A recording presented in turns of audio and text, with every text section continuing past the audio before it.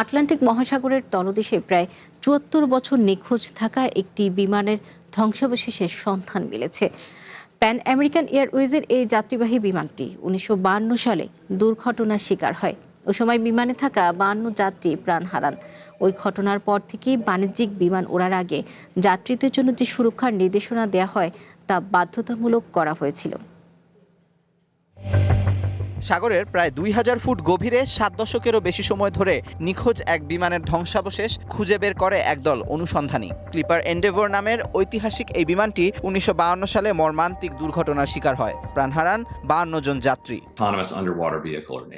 এই অভিযানের জন্য আমরা যে প্রযুক্তির উপর নির্ভর করেছিলাম তা হলো একটি প্রোগ্রামযোগ্য পানির নিচের ড্রোন। এটি নিজেই পানির গভীরে নেমে যায়, সমুদ্রের তলদেশ সারিবদ্ধভাবে স্ক্যান করে ছবি তোলে এবং বিপুল পরিমাণ ডেটা নিয়ে ফিরে আসে। এই ড্রোনের মাধ্যমেই আমরা দেখতে পাই যে সমুদ্রের তলদেশে বিমানের ধ্বংসাবশেষটি পড়ে আছে।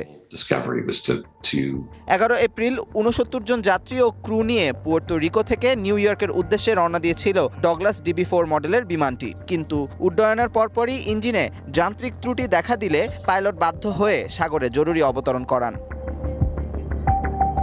এরপরেই ঘটে বিপত্তি। জরুরি অবস্থায় লাইফ ভেস্ট এবং লাইফ র্যাফটের অবস্থান না জানা থাকায় যাত্রীদের মধ্যে চরম আতঙ্ক ছড়িয়ে পড়ে।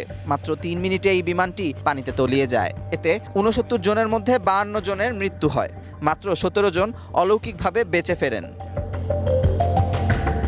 এই দুর্ঘটনা বিমান চলাচলের ইতিহাসে এক বড় পরিবর্তন নিয়ে আসে। বিমান যাতায়াতের পূর্বে যাত্রীদের আপদকালীন নিয়মাবলী, জরুরি নির্গমন পথ এবং লাইফ জ্যাকেট ব্যবহারের নির্দেশাবলী বুঝিয়ে বলা বাধ্যতামূলক করা হয়। Amanur Rahman, one international desk.